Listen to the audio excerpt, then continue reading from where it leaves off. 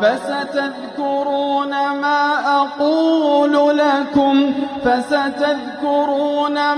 أقول لكم وأفوض اللہ وکفا وسلام علی عباده الذین اصطفى اما بعد فقد قال اللہ تبارک وتعالى في القرآن المجید والفرقان الحمید فاعوذ باللہ من الشیطان الرجیم بسم اللہ الرحمن الرحیم بقیت اللہ خیر لکم ان کنتم مؤمنین وما انا علیکم بحفیظ قالوا یا شعیب صلاتك تأمرك ان نترك ما يعبد آباؤنا او ان نفعل في اموالنا ما نشاء انك لأنت الحليم الرشيد قال يا قوم أرأيتم إن كنت على بينة من ربي ورزقني منه رزقا حسنا وما أريد أن أخالفكم إلى ما أنهاكم عنه إن أريد إلا الإصلاح ما استطعت وما توفيقي إلا بالله علیہ توکلت وإلیہ انیب صدق اللہ العظیم بقیت اللہ خیر لکم ان کنتم مؤمنین اگر تم ایمان والے ہو ان کنتم مؤمنین اگر تم ایمان والے ہو تو ان کا حق ادا کرنے کے بعد جو کچھ اللہ کا دیا بچا رہے بقیت اللہ جو کچھ اللہ کا دیا ہوا بچا رہے خیر لکم وہ تمہارے لیے بہتر ہے وما انا علیکم بحفیظ اور میں تم پر پہرہ دار مقرر نہیں ہوں وما انا علیکم بحفیظ اور میں تم پر پہرہ دار بن کر ذمہ دار مقرر نہیں ہوں اوپر سے جو مضمون چلا رہا ہے وہ حضرت شعیب علیہ السلام کا قصہ اللہ تعالیٰ نے ذکر فرمایا اللہ تبارک و تعالیٰ نے حضرت شعیب علیہ السلام کو اہل مدین کی طرف نبی بنا کر بھیجا اور قوم کے اندر جن چیزوں کی کمی تھی ان چیزوں کو حضرت شعیب علیہ السلام نے اجاگر کیا ظاہر کیا کہ دیکھو یہ کمیاں ہیں اسے دور کرو وہ کمیاں کیا تھی وَلَا تَنْقُصُ الْمِكْيَالَ وَالْمِيزَانَ ناپ اور تول میں کمی کرنا لوگوں کو ان کا حق مارنا اور ناپ تول صحیح کر کے نہیں دینا اور راستوں میں بیٹھ کر لوگوں سے بغیر کسی وجہ کے ٹیکس وصول کرنا راستوں میں ڈرا دھمکا کر مال لوٹ لینا ڈکیتی کرنا یہ پوری چیزیں تھی قوم کے اندر تو معاشرتی طور پر یہ بہت اہم چیزیں ہیں سوسائٹی کے اندر یہ چیزیں اگر پائی جائے تو سوسائٹی کامیاب نہیں ہوتی کمزور سے کمزور ہوتی چلی جاتی ہے کیونکہ اس کے اندر حقوق العباد کو اللہ تعالیٰ نے بیان کیا حقوق العباد لوگوں کا حق مارنا، واجب چیزیں جو ہے ان سے ادا نہ کرنا، یہ سوسائٹی کے لیے دیمک کی طرح ہے۔ جیسے دیمک لکڑی کو چاٹ جاتی ہے، ایسے ہی یہ چیزیں اگر معاشرے کے اندر پائی جائے تو معاشرہ بہتر نہیں ہو سکتا۔ تو یہ ساری چیزیں قوم کے اندر تھی، اسی لیے اللہ تعالیٰ نے فرمایا بقیت اللہ خیر لکم ان کنتم مؤمنین۔ اے شعیب علیہ السلام آپ کہو کہ لوگوں کا جو تم پر حق ہے ان کا حق ادا کر دو، ان کا حق نکال کر اپنے مال سے جو تمہارے مال میں اب اللہ کا دیا ہوا بچا رہے وہ اسے رکھو، وہ تمہارے لیے بہتر ہے۔ تم خرید و فروخت کرتے ہو، ان کا حق دیتے نہیں، صحیح، تو ان کا حق دے دو۔ تول رہے ہو کوئی چیز تو ڈنڈی مار کر مت تولو، اور ڈنڈی مار کر وہ اس کا مال، ان کا حق اپنے پاس نہ رکھو، ان کو دے دو، اور دینے کے بعد جو کچھ بچ جائے وہ اللہ کا دیا ہوا کیا سمجھو، بچایا سمجھو، وہ تمہارے لیے بہتر ہے، خیر لکم، اگر تم ایمان والے ہو۔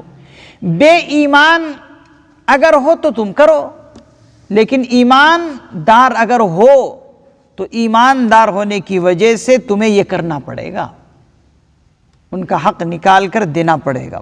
اگر ایماندار کہلانا چاہتے ہو اللہ کے نزدیک تو یہ کام کرو، ان کنتم مؤمنین۔ تو ایماندار کی یہ صفت ہے، لوگوں کا حق نہ مارنا۔ وما انا علیکم بحفیظ۔ اب حضرت شعیب علیہ السلام فرما رہے ہیں یہ میرا تم کو نصیحت ہے، سجیشن ہے، یہ کرو، تمہارے لیے بہتر ہے، تمہارے لیے بہتر ہے۔ لیکن اگر نہیں کرتے تو یہ بھی سمجھ لو کہ میں تم پر بہت زیادہ زور ڈال کر یہ کام کراؤں تم سے، نہیں۔ وما انا علیکم بحفیظ، میں تم پر پہرہ دار بن کر ذمہ دار مقرر نہیں ہوں یہ کام زبردستی تم سے کرانے کے لیے، بس ناصحانہ باتیں ہیں، میں جو تمہیں کہہ رہا ہوں یہ کرو، کیونکہ میں اس کا مکلف ہوں تمہیں بتانے کا۔ ذمہ داری پوری طرح مجھے اٹھا لینا اور مجبوراً میں کرانا یہ میرے اوپر ذمہ داری نہیں ہے، بتانے تک میری یہ ذمہ داری ہے۔ تو یہاں تک حضرت شعیب علیہ السلام نے قوم کو سمجھایا، تو اب قوم کیا کہہ رہی آگے سنیے، قوم کی باتیں بھی سنیے۔ قالوا یا شعیب اصلاتک تأمرک ان نترک ما یعبد آباؤنا۔ قوم کہنے لگی کہ اے شعیب، یا شعیب، اے شعیب، اصلاتک، کیا تمہاری نماز تمہیں یہ باتیں حکم دیتی ہے؟ کیا تمہاری نماز یہ تمہیں بتاتی ہے ان نترک ما یعبد، کہ ہمارے باپ دادا جن کی عبادت کرتے آئے ہیں ہم انہیں چھوڑ دیں؟ ان نترک، ہم انہیں چھوڑ دیں؟ ہمارے باپ دادا جو پرانا مذہب ہمارا ہے، جن پر ہمارے باپ دادا عمل کرتے ہوئے آئے ہیں، کیا ہم انہیں چھوڑ دیں؟ تمہاری نماز یہی بتاتی ہے؟ معلوم یہ ہوا کہ حضرت شعیب علیہ السلام نماز کے بہت زیادہ پابند تھے، اسی لیے اصالاتو کا فرمایا اللہ تعالیٰ نے کہ تمہاری نماز، دوسری باتیں تم بتا سکتے تھے اللہ تعالیٰ، نہیں، معلوم یہ ہوا کہ نماز کے بڑے پابند تھے شاید حضرت شعیب علیہ السلام، اسی لیے اصلاتک کا جملہ فرمایا کہ تمہاری نماز کیا یہی تم کو حکم دیتی ہے کہ یہ کام ہم سے کراؤ؟ باپ دادا ہمارے جن کو کرتے آئے پوجا پاٹ، تم انہیں چھڑا دو ہم سے۔ او ان نفعل فی اموالنا ما نشاء، تو اتنے بڑے پیغمبر نماز کے پابند رہے ہوں گے تو ہمیں تو اور بھی زیادہ نماز کی پابندی کرنے کی ضرورت ہے۔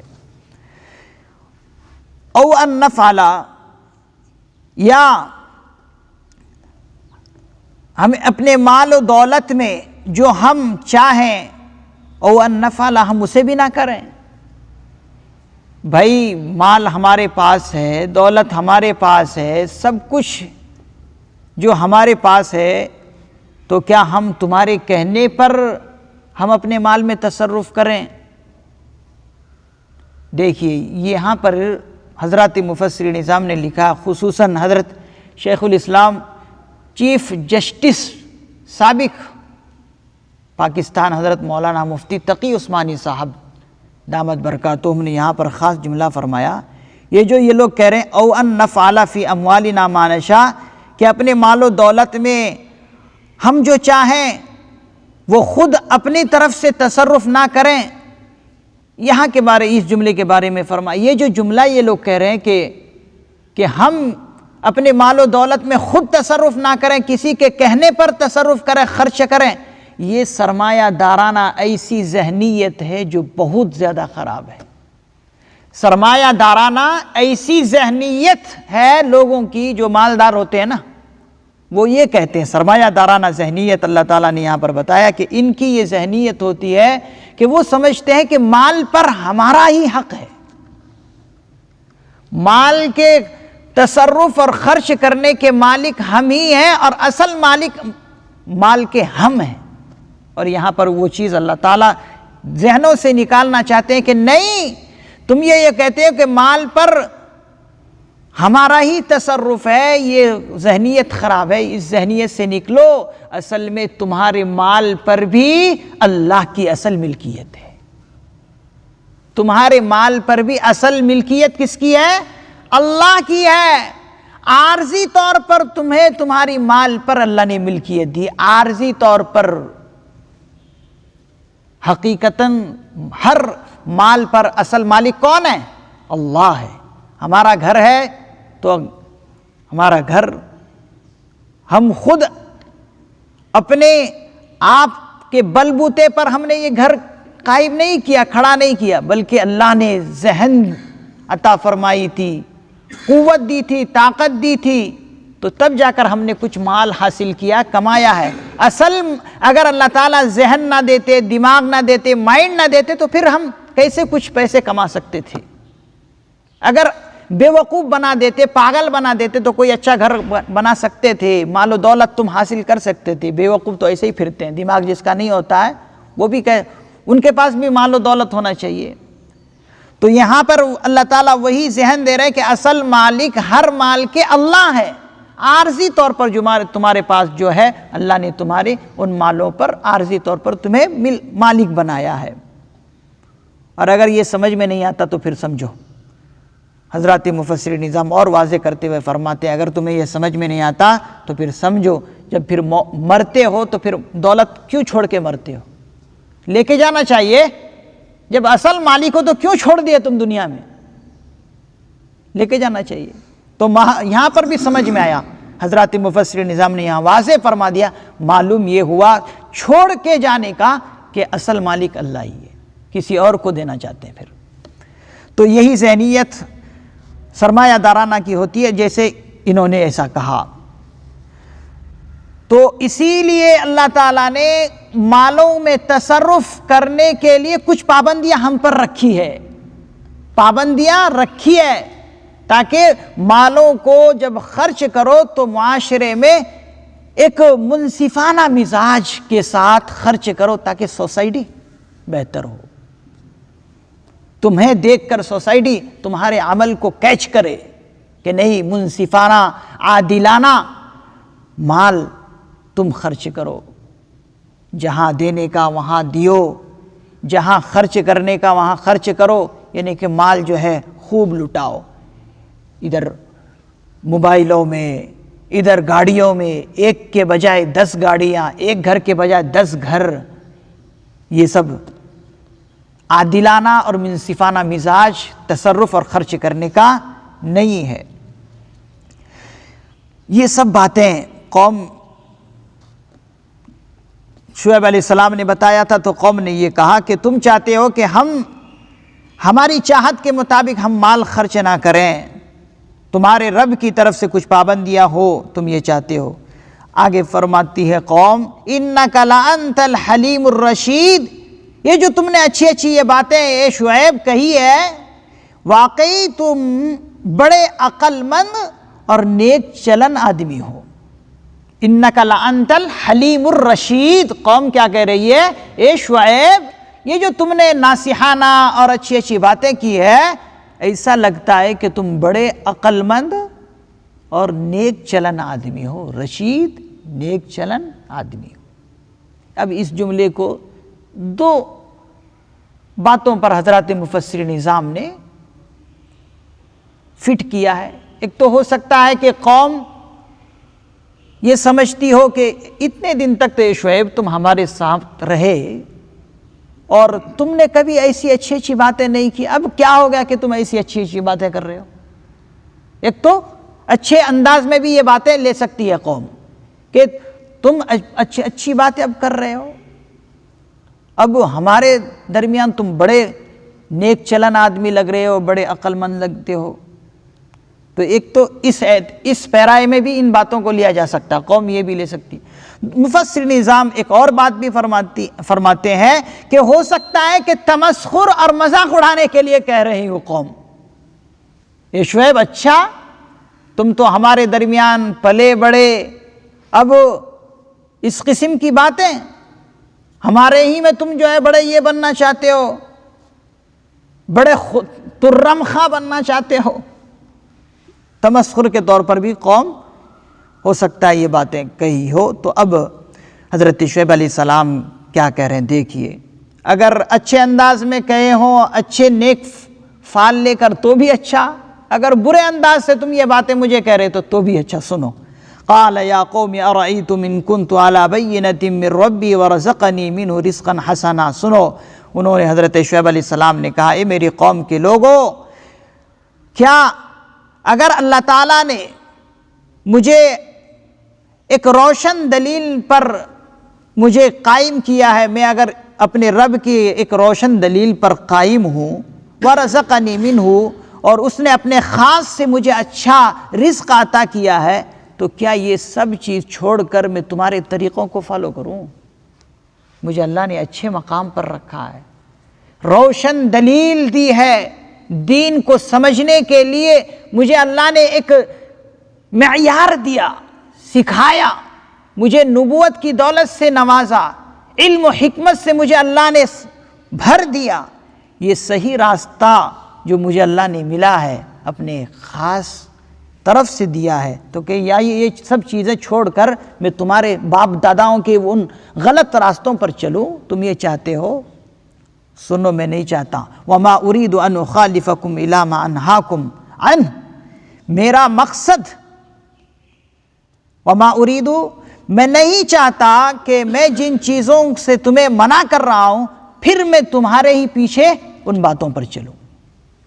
دیکھیے یہ ہوتا ہے ایک بہترین ناصح انسان کہ جس چیز کو قوم کو سمجھا رہی ہے، ناصح اور مصلح، ان چیزوں پر وہ پہلے خود عمل کرتا ہے۔ ہمیں یہ سبق ملا کہ ہم جب کوئی چیز سکھائیں یا کچھ چیز ہم سیکھ کر ہیں اور دوسروں کو بتا رہے ہیں، چاہے وہ گھر والوں کو ہو، چاہے کسی بھی انسان کو ہو، تو ہم اس پر عمل کریں۔ تو یہ کہہ رہے ہیں کہ میں جن چیزوں کو تمہیں سمجھا رہا ہوں، میں وہ چیزیں چھوڑ کر پھر میں تمہارے پیچھے چلوں، یہ ممکن ہے کیا میرے سے؟ نہیں۔ ان اريد الا الاصلاح ما استطعت، اور پھر فرما رہے ہیں کہ میرا تمہیں سمجھانا، سنو، میرا مقصد اپنی استطاعت کی حد تک اصلاح کے سوا کچھ نہیں ہے۔ میں جو تمہیں سمجھا رہا ہوں، میرا مقصد اپنی استطاعت کی حد تک، میری طاقت کی حد تک اصلاح کے سوا کچھ نہیں۔ میں تم سے کوئی غرض نہیں رکھتا، خود غرض نہیں ہوں، تمہارے مال کو دیکھ کر میں تم سے کچھ لالچ میں لے لوں، یہ میرا مقصد نہیں، بس اصلاح میرا مقصد ہے۔